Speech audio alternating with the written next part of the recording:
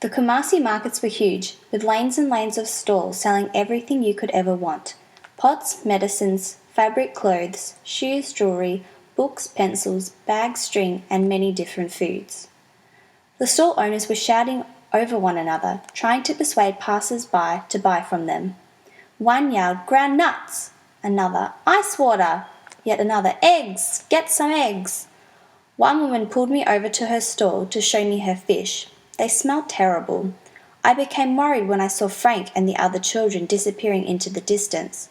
I felt I could not leave the woman while she was speaking to me without being disrespectful.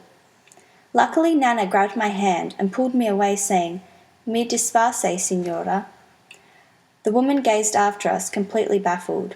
"What language did you just—" I began. "Italian," Nana said shortly, as we pushed through the crowd, rushing to catch up with the others.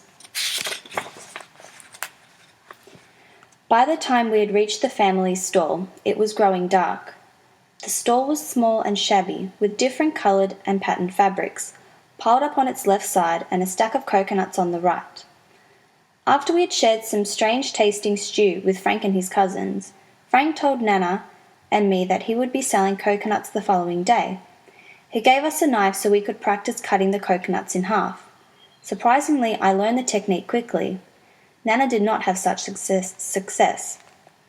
He tried very hard, his efforts shown by the sweat pebbled on his forehead, but he couldn't crack open even one coconut. Frank laughed at him a lot, and Frank's family gathered round and laughed too. Then Frank said something in dialect, and they laughed even harder. I think he was telling them about the United States of America. When Nana threw down his knife, I thought he might be crying. Behind the family stall sat a crooked shack, and that was where everyone slept. We were about 20 people, all squished into that tiny space and almost lying on top of each other. I drifted to sleep for a while, but woke to noises coming from outside.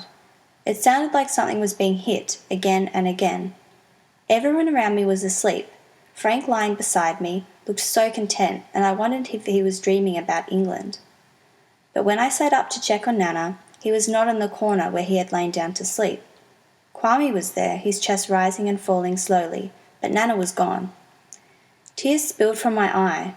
Could Nana have left me and run away? And what were the noises coming from outside? Was someone hurting him? I got up quickly and tried not to step on anyone while tiptoeing out of the shack. It was not so dark. The moon was full and bright.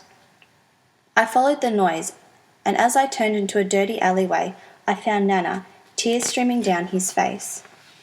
He had 3 coconuts at his feet and was holding a 4th in his bloodied hand. He was stabbing the coconut again and again with a knife.